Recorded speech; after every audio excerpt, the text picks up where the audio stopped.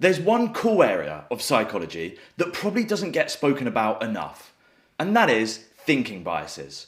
So today, we're going to break down some cool thinking biases and what they might mean in sports. I'm Matt Shaw. I'm Hannah Goodham-Clark. And this is a Sports Psychologist Breakdown.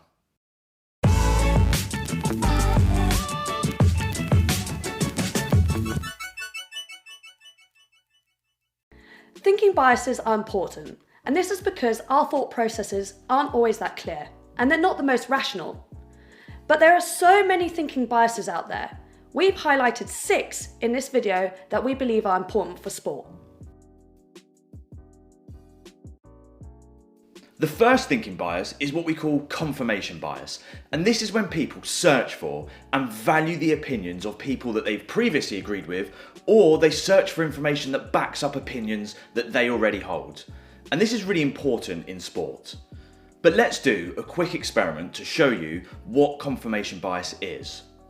I'm going to give you 3 numbers, and your job for me is to work out what's the next number in the pattern, but more importantly than that, what's the theory, what's the process of finding that next number. So the numbers are 2, 4, and 8. I want you to work out what's the next number and what's the pattern to get to the next number. Take a second and pause the video. So do you think you've got the right number and the right pattern? And I wonder if you said that the next number is 16. And I also wonder if that's because you said that the process or the pattern or the theory is that you double it every single time. Because if that's the theory that you said, then actually you're wrong. But the number could still be 16. So I'll give you one more chance to work out for me, what do you think the pattern actually is? Now, most people really struggle with this because once they get it into their mind that there must be some maths behind it and it must just double every time, they struggle to see alternative opinions. Whereas actually the pattern behind this is that the numbers just have to get higher every time. So really here, the next number could have been 9, it could have been 10, it could have been 11 and so on. But once you have it fixed into your mind that there must be maths behind this, it's hard to even consider that. And that is what confirmation bias is.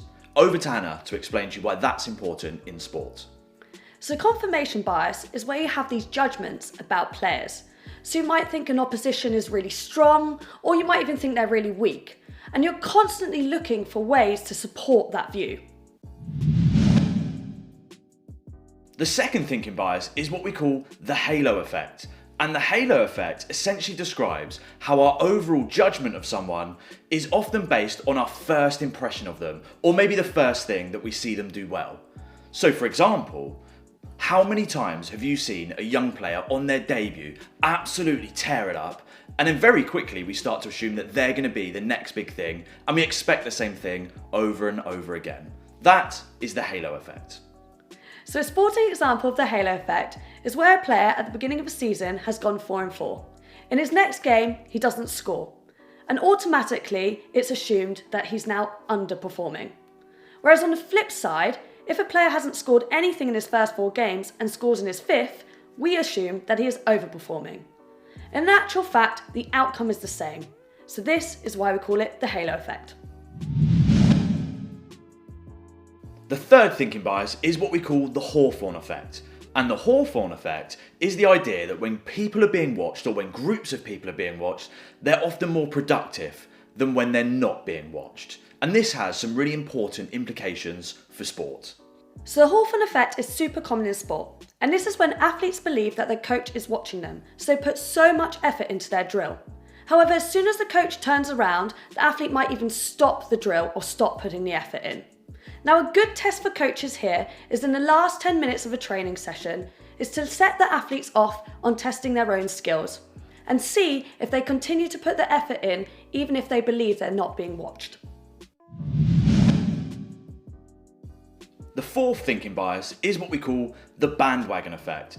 And this simply is the idea that you're more likely to go along with an idea if other people do too. Now, to show you this, we're going to do another quick experiment. And you should see 4 lines appearing. Now I want you to take the first line and try and match it and tell me which line is the same in length. Is it A, is it B, or is it C? Now clearly, the correct answer is that it matches line A. And in the classic study that used this, when done alone, 99% of the people asked say that it does actually match A. However, when you put them in a group of people that change that and say that it matches C, so the wrong answer, about 75% of people change their answer at least once to match that of the rest of the group. And that is the bandwagon effect.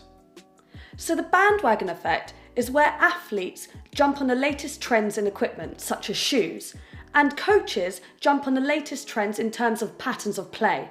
And none of these might actually improve their performance, but because everyone else has them, they believe they will. Number 5, and this is what we call the Dunning-Krüger Effect. And this describes the idea that people that are lower skilled tend to overestimate their abilities, whereas people that are higher skilled tend to have self-doubt. And this is probably the most frustrating of them all. How many times have you seen someone that's pretty rubbish think that they are one of the best in the group? This is the Dunning-Krüger Effect. Now, the Dunning-Krüger effect happens when a newly qualified coach or a new signing can come into a team and believe that they are the bee's knees. It can also happen on the flip side, and this is where an expert player, so one who starts, say, for the first team, can start to doubt themselves because a new signing has come in and is a threat to their position. Number 6, and this one is what we call the IKEA Effect. And that is, of course, named after the Swedish department store where you spend hours assembling your flat pack furniture. But once created, people place a really high value on those things. So essentially, this idea of the IKEA effect is the idea that people tend to place a really high value on things that they've personally invested their time and their effort into. Now, the IKEA effect happens a lot with coaches. And this is because they've invested a lot of time into maybe their players or even a pattern of play. And because they've invested a lot of time, they believe that it might be the best fit for them, where in actual fact, it might not be. So there you have it. Those are our 6 thinking biases which we believe are important for sport. And if you like this video, make sure you of course give it a thumbs up and make sure you subscribe too for more sports psychologist breakdowns.